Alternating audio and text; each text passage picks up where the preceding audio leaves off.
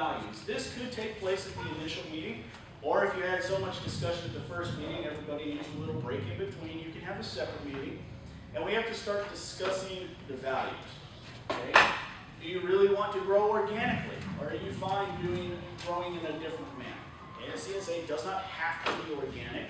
They typically are, but it's not required. It's up to the group that's organizing the CSA on exactly what you want to do. Is it going to be local? There are CSAs out there where people live 200 miles away, but they buy from a CSA, and somebody just travels and picks up and brings back to the group. So there's a lot of different options with that. Okay. What about diversity? You know, people have different tastes.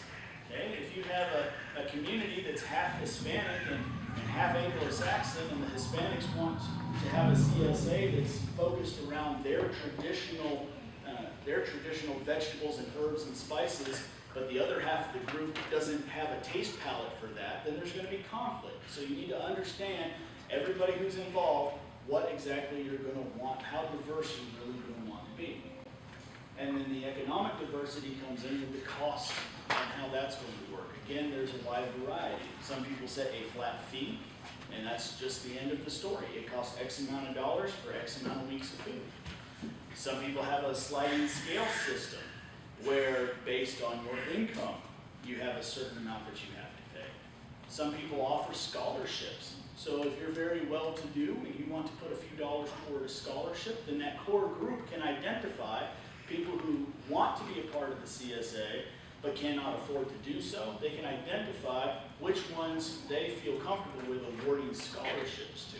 So there's a lot of different possibilities when it comes to these diversifications. Children. The general sense is that children being on the CSA farm is a benefit. The children are very helpful, especially for fun little things that get kids excited and make adults' backs hurt, like picking potatoes, things like that. The kids love doing it, but the adults bent over in such a position for 8 hours picking potatoes out of the ground, they might not enjoy it so much. So there's a benefit to kind of work with each other there. There's CSAs out there that have specifically a children's garden. The children specifically were the ones who planned it out, who chose what was going to be grown, who tendered to those plants while they were growing, and then the children come and harvest it. So there's, again, a lot of different possibilities. You have either children helping out on the farm itself that everybody else, or maybe there's a special area for the children. So there's a lot of possibilities. Some places say, well, the children aren't allowed out in the farm, but if they want to help wash the dirt off the vegetables, they can be helping with the washing and the packing. So it's just a matter of, again, having this meeting, everybody in the room agreeing, yes, I'm comfortable with that, no, I'm not comfortable with that. What about the workload? Traditionally, a CSA is a commitment between the members and the farmer that there's going to be work done by both. That means that members don't just pay a fee for food, they pay a fee for food and come to the farm. Some say that you will need to work in the field. You have to help harvest. CSAs that worry about weeding, they might have you weed. Some say we don't want you in the field at all. Our farmers will determine whether or not the food is ready to be harvested, but we do need your help washing and preparing and sorting the food. There are CSAs that say we don't want you to step foot on this farm. You just pay us a fee, we'll bring you the food on this day at this time. So it's a matter of which model do you prefer, and do you want a mixture? There's also a possibility to say, well, if you're going to come and help on the farm for X number of hours in a given time frame, then you only have to pay this amount. But if you want us to just deliver you food, then because you're not helping, your food is going to cost you more because that labor has to be done by somebody else. And so there's a different price point for those who don't work. It's really just a case of how complicated do you want to manage it. The lady who wrote the book I spoke of, they like to just keep it simple. You sign up for a certain fee, you will work in the farm, and that's it. They don't offer any special options outside of that.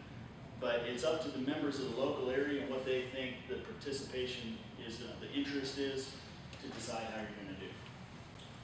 And And then sharing the risks. Again, traditionally, the point of a CSA is that the members and the farmer share in the risks.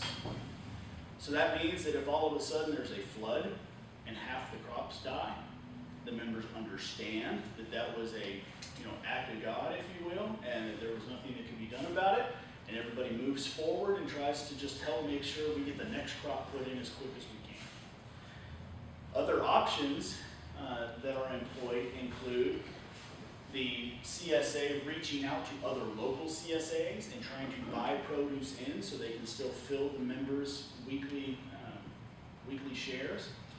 Or there are even CSAs that provide a refund back to the members.